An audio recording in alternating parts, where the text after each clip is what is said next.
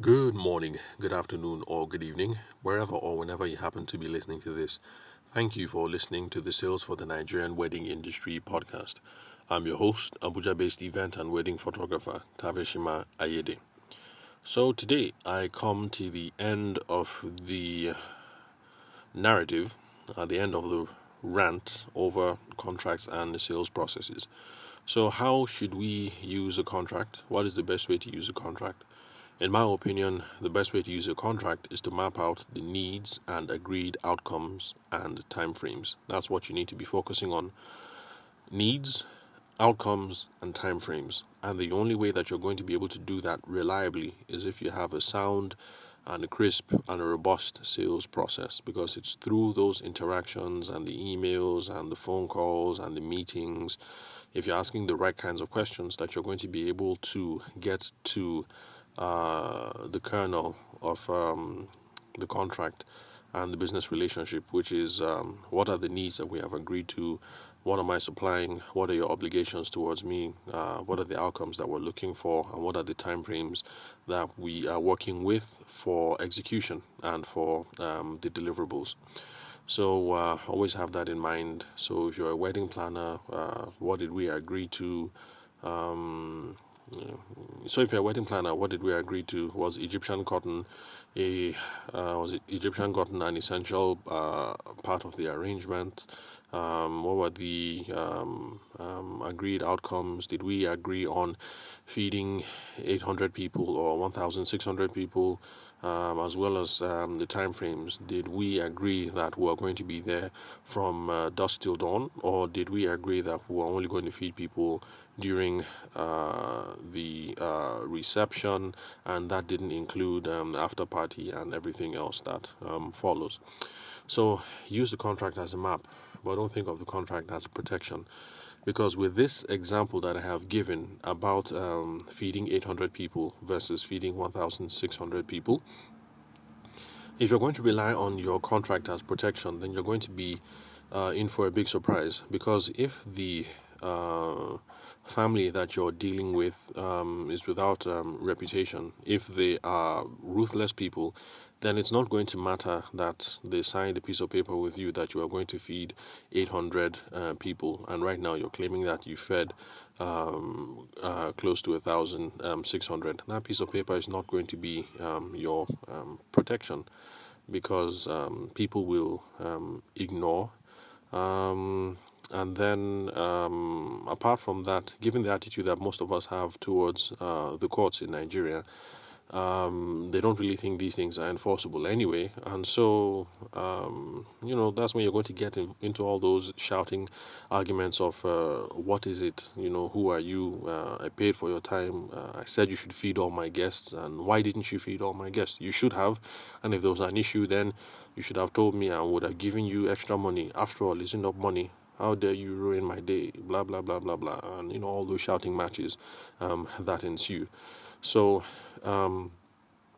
your contract actually is not a source of protection. It could be.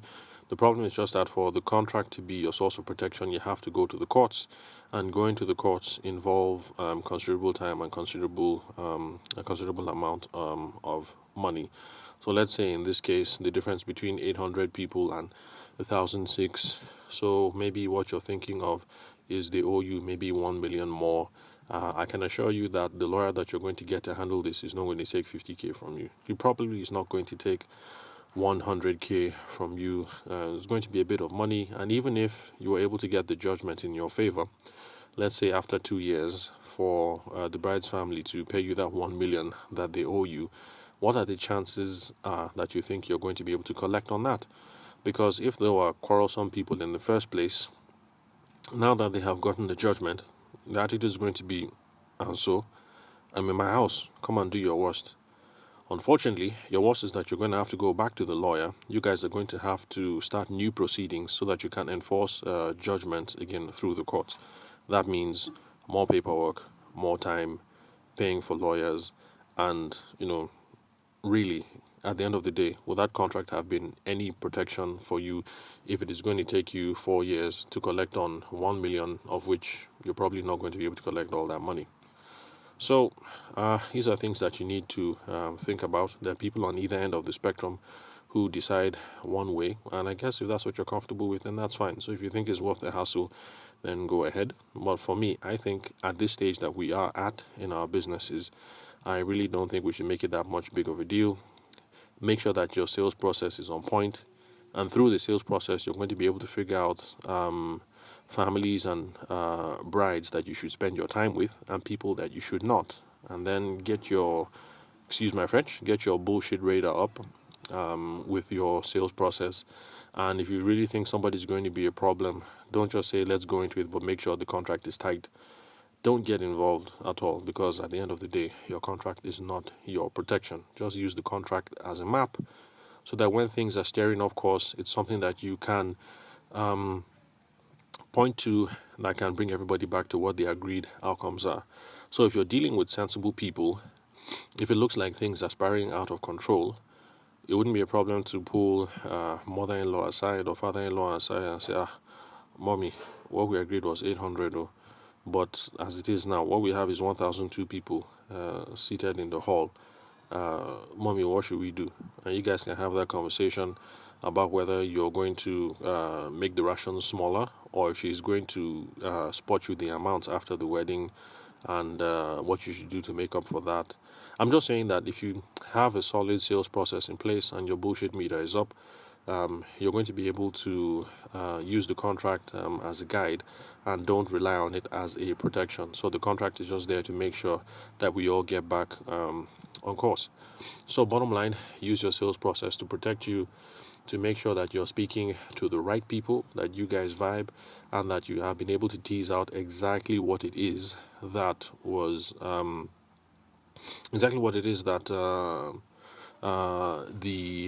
that everyone had in mind, especially the bride and the groom.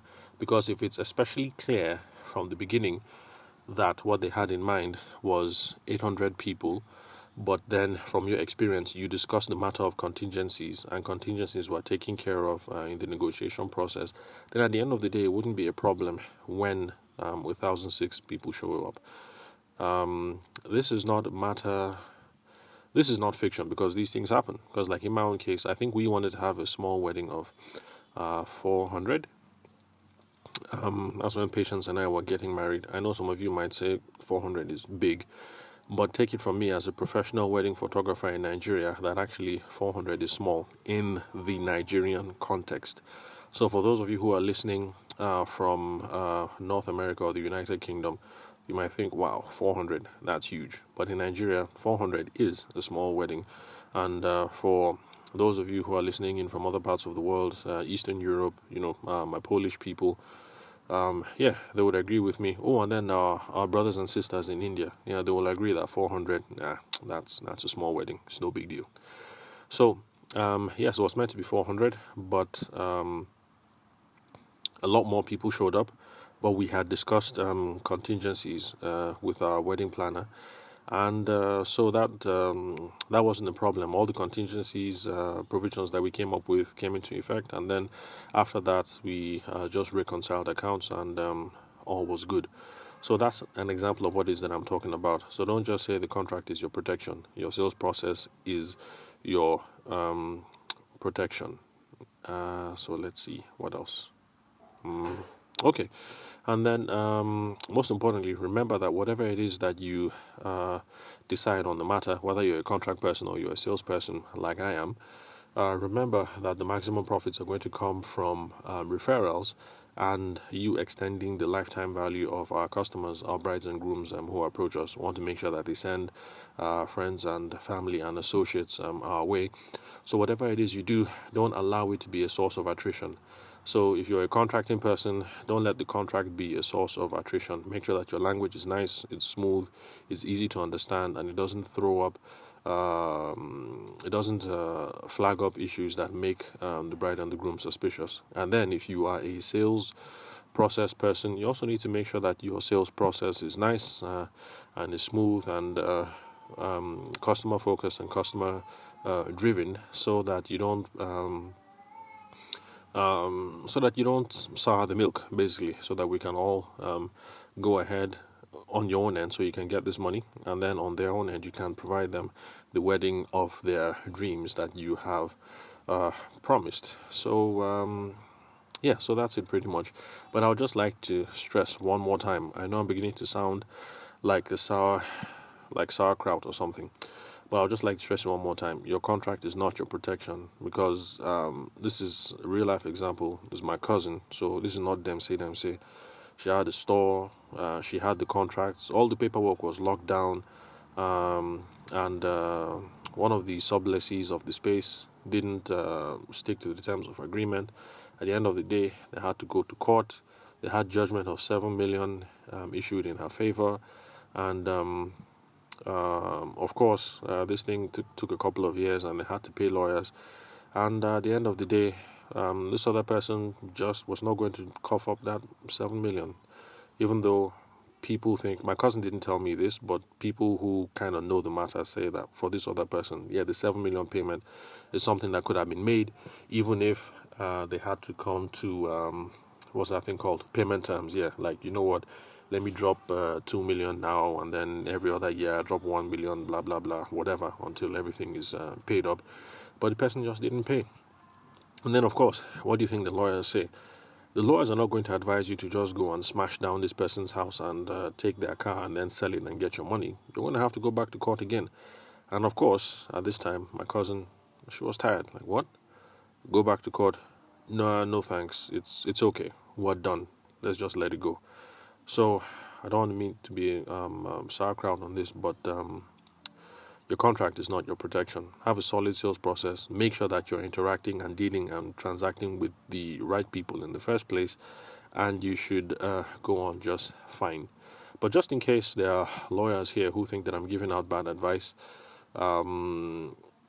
maybe in a sense it is relative to the context, but that's also something I want to stress, that sometimes some of these things are contextual. Like, I was surprised to listen to my sales podcast and business podcast to find out that there actually is a society where contracts are not thought of as enforceable per se, but contracts are just thought of the first salvo in parties agreeing to work together. And unanimously, it seems to be that in Japan, a contract is not the same thing as we would expect in Western climes. So in Western climes and countries that have been affected by Western thought, like Nigeria, if you have a contract, it's ironclad.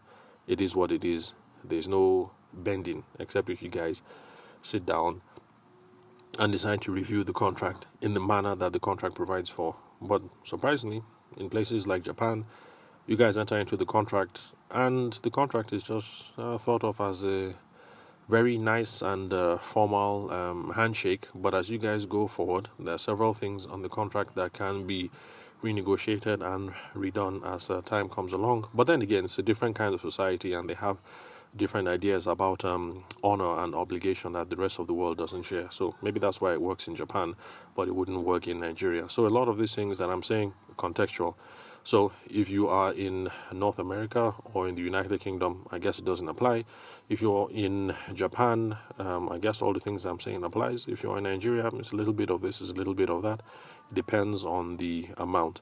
So for those of us who are still at the small area of our business, where we're just collecting several hundred thousands as fees, then I guess that's not a problem. But if you're at the big boy stage and you're collecting several millions as fees, then contracts really are essential, and lawyers will be worth the hassle, because engaging lawyers to collect on 7 mil that you're owed is not the same thing as engaging a lawyer to collect on 100 mil that you're owed. You know, in one case it might be worth the hassle, in another case it might not. So thank you very much for listening to the Sales for the Nigerian Wedding Industry podcast. I'm your host, Abuja-based event and wedding photographer Tavishima Ayede. I will catch you guys on the next recording.